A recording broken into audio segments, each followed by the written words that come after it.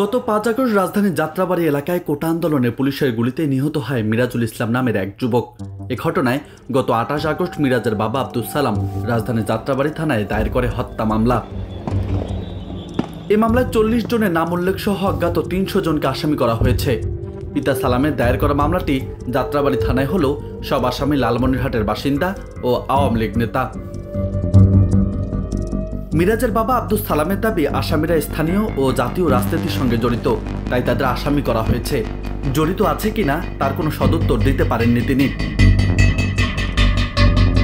একইভাবে রাজধানীর বাড্ডা থানায় হৃদয় হত্যার ঘটনায় দায়ের করা আরেকটি মামলায় মাদারীপুরের শিবচর এলাকার 161 জনকে আসামি করে একটি মামলা করা হয়েছে।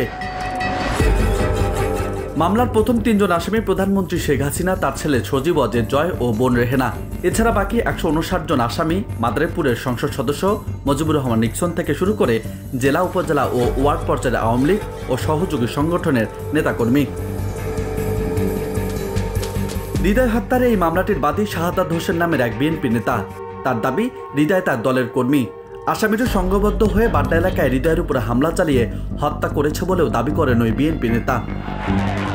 শুধু মিরাজ কিংবা হৃদয় হত্যা মামলা নয়, গত 5 আগস্ট ছাত্র জনতার অভ্যুত্থানের মুখে পদত্যাগ করে শেখ হাসিনা গোপনে দেশ ছাড়ার পর অন্তর্বর্তী সরকার দায়িত্ব নেওয়ার পরে আন্দোলনে নিহত পরিবার ও স্বজনরা বিচারের দাবিতে একের পর এক মামলা দায়ের করেছেন।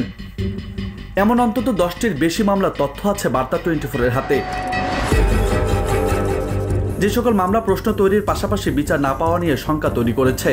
বিভিন্ন থানায় করা এসব মামলায় প্রতিনিয়ত আওয়ামী লীগের প্রভাবশালী মন্ত্রী ও এমপি এছাড়া আওয়ামী লীগের নেতাকর্মীদের গ্রেফতার করা হচ্ছে।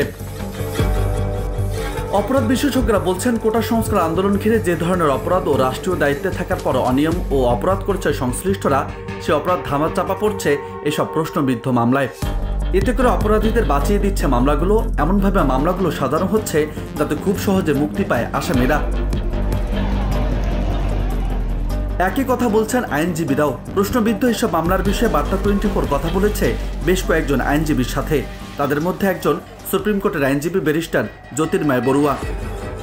গণহারে মানুষকে আসামি করে মামলা দেওয়ার পুরো বিষয়টি প্রশ্নবিদ্ধ করছে এবং আইনগত দিক দিয়েও বিষয়টি সঠিক নয় বলে জানিয়েছেন তিনি।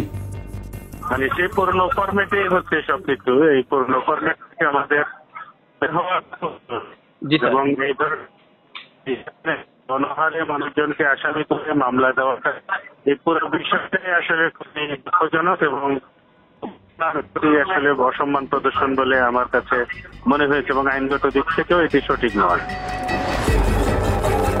রাজু আহমেদ, বার্তা 24।